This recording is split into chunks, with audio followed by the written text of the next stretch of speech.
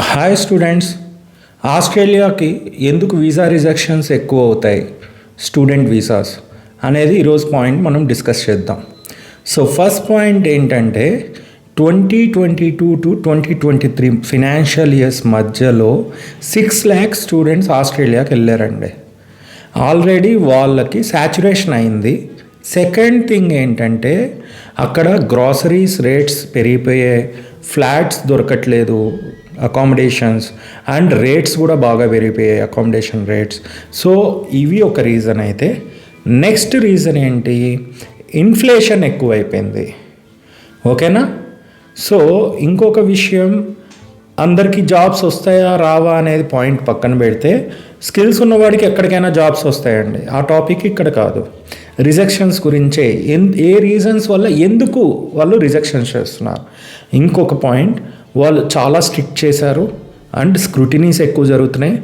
Due diligence చాలా డేంజరస్గా చేస్తున్నారు, చాలా చాలా చాలా చాలా ఇదిగా చేస్తున్నారు.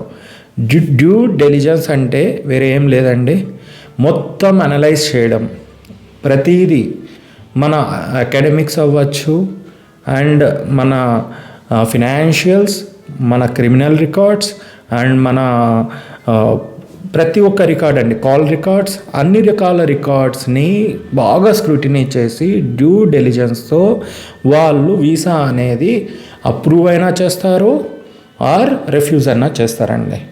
ప్రతి ఒక్కటి. ఇంకో విషయం ఏంటంటే, రిఫ్యూజల్ జరగడానికి కారణం మనం ప్రతి విషయం డిస్క్లోజ్ చేయకపోవడం. మన వీసా పర్పస్కి కన్సల్టెన్సీస్ ఏం చేస్తాయంటే, ఈ పాయింట్ చెప్పాల్సిన అవసరం లేదండి, మీరే వీసా వచ్చేస్తుంది అని ఫాల్స్ ఇది predictions are false information guidance అనేది ప్రొవైడ్ చేస్తారు. సో ఇక్కడ విషయం ఏంటి, ఫాల్స్ ఇన్ఫర్మేషన్ ప్రొవైడ్ చేయడం వల్ల పోయేది ఏం లేదు, పోయేది స్టూడెంట్ ఒక life and time and money.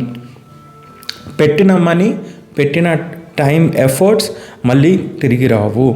So ఇక్కడ విషయం ఏంటి, మనకు రిఫ్యూజల్ అనేది వాళ్ళ చేతిలోనే ఉంటుంది, బట్ ఇక్కడ మనం ప్రతిదీ డాక్యుమెంటేషన్ క్లియర్గా ఉండాలి.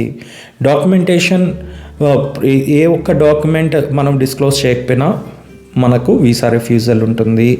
నెక్స్ట్ ఫినాన్షియల్ రికార్డ్స్, మనం ఫేక్ ఫినాన్షియల్స్ పెట్టడం వల్ల ఈ రోజుకి మనకు ఆఫర్ లెటర్ వచ్చినా రేపేమవుతుంది, మనకు వీసా రిజెక్షన్స్ అనేది ఉంటాయి. నెక్స్ట్ మనము ప్రతి ఒక్క విషయం ఫోన్లో మాట్లాడుతుంటాం, ఏ కంట్రీకైనా ఒకటేనండి, కాకపోతే ఆస్ట్రేలియాకు కూడా ఇదే పాయింట్. మనం ఎగ్జామ్స్ రాయిపించున్నది ఎవరు, స్టూడెంట్స్ మీరు వేరే చోట రాసుకో ఉంటారు, మీ ఎవరో ఫ్రెండ్ హెల్ప్ చేసి ఉంటారు, అలాంటివి డిస్కస్ చేయడం. ఓకే, అలాంటివి చేయకూడదు.